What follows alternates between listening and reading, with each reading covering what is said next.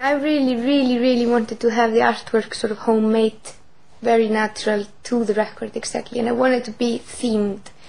I love beautiful artwork for records. It makes me want to buy it. It makes me feel like the artist is really into what they're doing. We approached Dave Howell. That is just, I have never seen as good artwork. They're just beautiful, and it's all very handmade or very, organic. The first thing I wanted was just collages, and then it just moved on. Kevin Westenberg, a friend of mine, offered to take the pictures. I was like, okay, straight away, yeah, fine.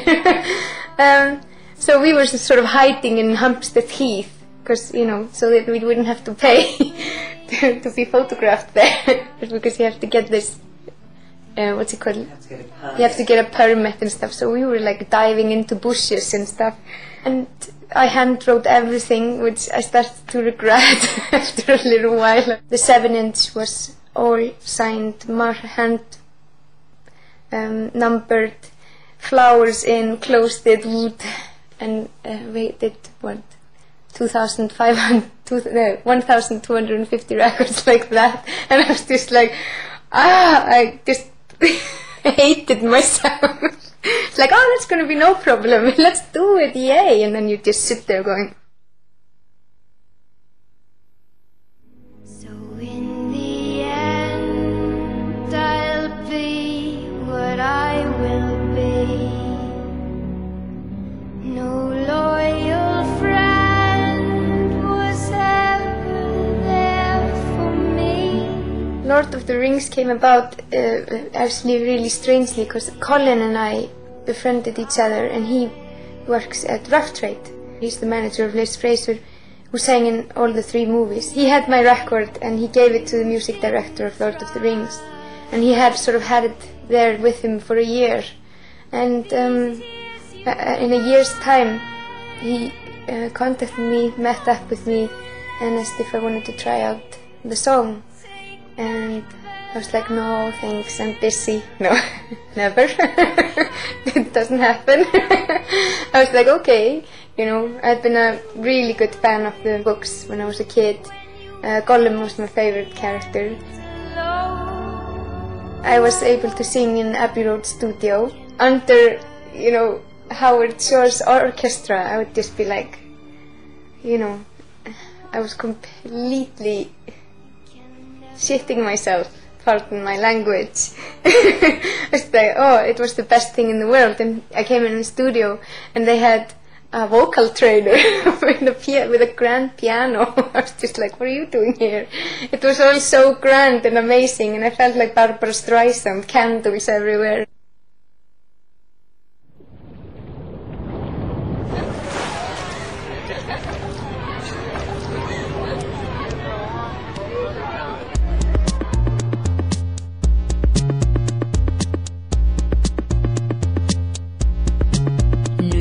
Tonight, so I put my best dress on, boy, I was so right. Our eyes connected, now nothing's how it used to be, don't second guess it. We needed a little break from the record. You come to a point where you hit a little wall, and you go, oh, I just sort of can't do this anymore, just for a little bit. So the request for writing for Kylie came as in the midst of that. I spoke to Dan and asked him to be in on it with me. And so we went into the studio.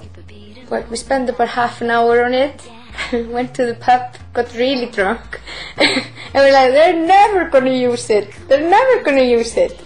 And we got the phone call that they wanted us to produce it, and it's going to be the first single. And we were like, oh my god, I think we celebrated for like 4 months. Everything we did was like an excuse for celebration. Don't wanna rush it. Let the rhythm pull you in. This is so touching. We were just sort of like 2 hippies in the studio, going like, right, we don't know how to do this. We're not very professional or anything like that. We sort of had the microphone here and just trying to make it comfy for her, sort of sitting and singing. And then we heard this interview with her where she was just like, they were mad. We forgot to raise the microphone in the end, so she was like sitting on her knees singing the song the whole time. We didn't notice.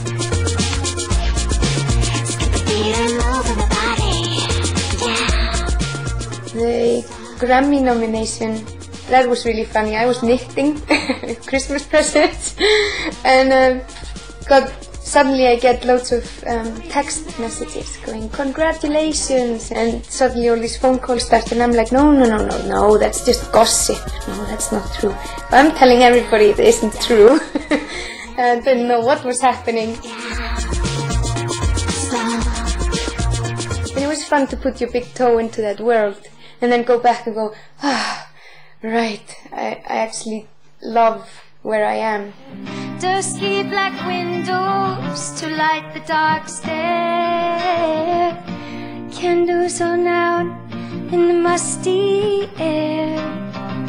Oh, without flames for as many as the year.